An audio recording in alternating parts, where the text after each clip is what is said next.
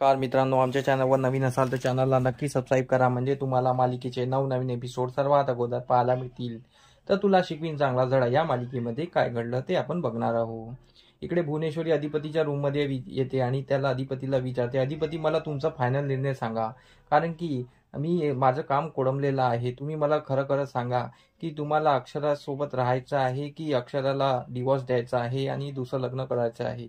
तर अधिपती बोलतो, आई साहेब तुम्ही काही बोलू नका, आणि मला मास्तरीबाईला सोडायचं नाही आहे, कारण की मला त्यांच्यासोबत संसार करायचा आहे आणि मी शेवटपर्यंत त्यांच्यासोबत संसार करील. तर त्यावर भुवनेश्वरी बोलते, त्यात तुम्हाला सोडून गेल्या ना. अधिपती बोलतो, पण जेव्हा मी लग्न केलं तेव्हा 7 फेरे घेतले तेव्हा मी वचन दिलं होतं की मी आजन्म काळ आणि शेवटपर्यंत मास्तरीबाई सोबत राहील, आणि मग मी काही होऊ दे, मास्तरीबाई घरी घरी का नाही येऊ दे, पण मी त्यांच्याशिवाय राहू शकत नाही आणि मी त्यांच्यावर खूप प्रेम करतो आणि मी त्यांच्या लांब जाऊ शकत नाही. आणि त्यांची काहीतरी चुकी असेल आणि त्यांना राग असेल, त्यांना वाटत असेल की आपण चुकलो, पण त्यांची चूक आहे, त्यांना कळेल एक दिवस आणि ते घरी येईल, आणि ते घरी येईल आणि सर्व ठीक होईल असं मला विश्वास आहे. मास्तरीबाईला आता स्वतःची चूक कळत नाहीये, पण नक्की त्यांना लवकरात लवकर कळेल. पण त्यावर भुवनेश्वरी बोलते की अधिपती, पण त्या स्वतः घर सोडून गेल्या आणि त्या तुम्हाला तुमच्यासोबत बोलत सुद्धा नाही आहे. मग हे असं कसं होईल?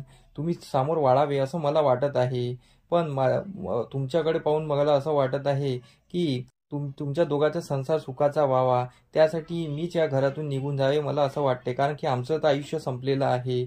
आता काय, आम्ही कुठेही राहिलं तरी आम्हाला काही वाटत नाही, पण तुमचा संसार सुखीचा व्हावा असं वाटत असतं. तर अधिपती त्यावर बोलतो, आई साहेब तुम्ही असं काही बोलू नका, तुम्ही या घरातनं कुठे जायचं नाही, आणि मास्तरीबाई सुद्धा या घरात येईल, आणि त्या घरात आल्यानंतर त्या तुमच्याशी मिळवून घेईल, तेव्हाच काही सर्व ठीक होईल, आणि त्यांना तुमच्यासोबत जुळवूनच घ्यावं लागेल. तर यावर भुवनेश्वरी बोलते, पण ते आमच्याशी का जुळवून घेतील? त्या आता आमचा राग करतात ना. तर अधिपती बोलतो, त्या समजेल तुम्हाला, आणि हळूहळू त्या तुम्ही दोघं एकत्र या, आणि जर तुम्ही दोघं एकमेकाला समजून घेतलं ना, तर या घराचं खूप छान होईल आणि या घर चांगलं पहिल्यासारखं वागेल, आणि मला खात्री आहे मास्तरीबाई हे सर्व करतील.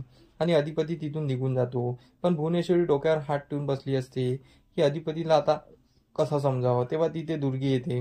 दुर्गी बोलते, ताई काय झालं?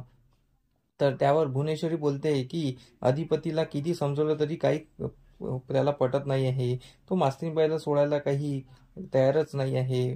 तर त्यावर दुर्गी बोलतो, हो ना, मास्तरीबाई त्यांच्या गाभाऱ्यात इतकी शिरली आहे की ते त्यांना काही सोडत नाही आहे. मास्तरीबाई घरातून गेली, पण त्यांच्या गाभाऱ्यात आणि त्यांच्या मनात स्थान करून गेली, पण मास्तरीबाईला कसं दूर करावं.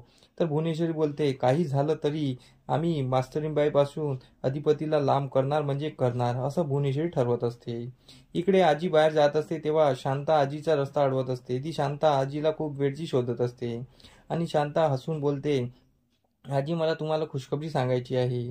तर आजी बोलते, बोल ना काय झालं? तर शांता बोलते, माझ्या मुलीला बाळ झालं आहे, मागे लग्न झालं होतं ना, आता तिला बाळ झालं आहे, मला आता आजी झाली मी, म्हणून हे त्याचे पेढे आहे. तर मग आजी बोलते, खूप छान, बाळ झालं म्हणजे घराचं गोकुळ झालं. तुला बाळ झाल्यावर, तुला आजी झाल्यावर कसं वाटते असं विचारते. शांता बोलते, खूप छान वाटते, घराचं गोकुळ झालं असं वाटते.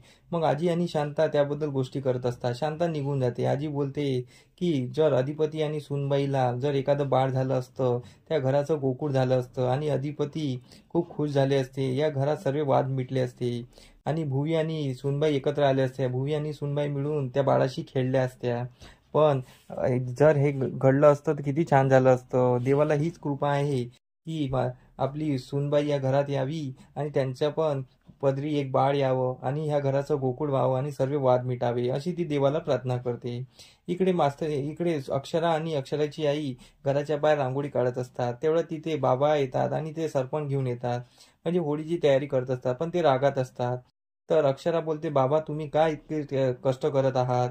आम्ही करू ना, आम्ही तुमची मदत करू ना, तुम्ही नको करा. तर बाबा तिच्याशी काही बोलत नाही, आणि ते बोलतात की मला कोणाची गरज नाही आहे, मी खमका आहे, आणि ते लाकडं टाकू लागतात. तर अक्षरा त्यांना समजायला जाते. तर तेवढ्यात बाबाच्या हाताला कील लागते आणि बाबा ते हात पकडतात. तर अक्षरा आणि विद्या तिथे धावत जाते आणि बोलते, तुमच्या हाताला किती लागलाय, रक्त लागलाय, तर अक्षरा बोलते चला आतमध्ये. अक्षरा बाबाचा हात धरते, तर बाबा तो हात झटकून घेतात. माझे हात आता साबूत आहे, मी स्वतःच्या हाताला हळद लावून घेऊ शकतो, असं बोलून बाबा तिथून निघून जातात.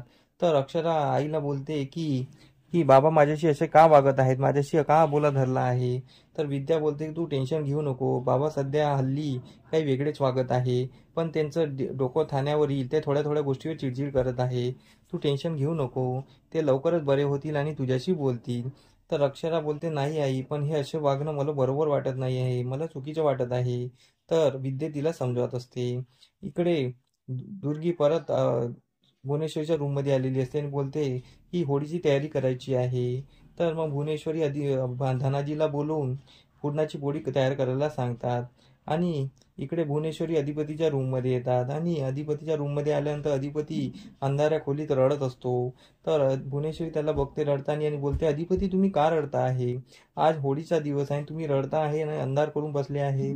तर अधिपती बोलतो काही नाही, मला मासरीबाईची आठवण येत आहे, त्या या घरात नाही आहे आणि त्यांच्याशिवाय ही होळी होळी नाही वाटत आहे.